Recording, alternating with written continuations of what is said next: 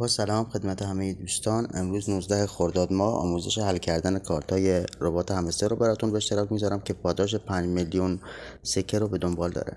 همونطور که میدونید 3 تا کارت هستن که باید حل بشن.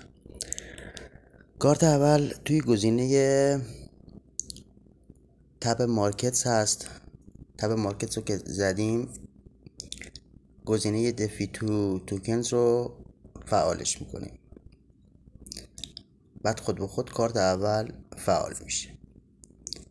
کارت دوم بازم تو تب مارکتس هست، گزینه پی تو پی تریدینگ.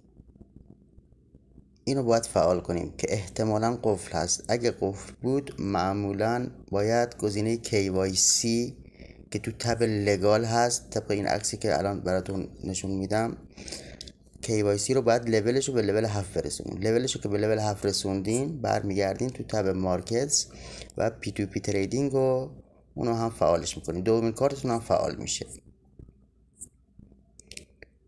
و اما گزینه سوم کارت سوم تو تب اسپیشال هست و دورش خط کشیدم براتون تب رو، و کارت همستر کامبت مرس رو این هم باید فعال کنید. این هم که فعال کنید 3 تا کارتتون فعال میشه و پاداش 5 میلیون سکه رو میگیرید.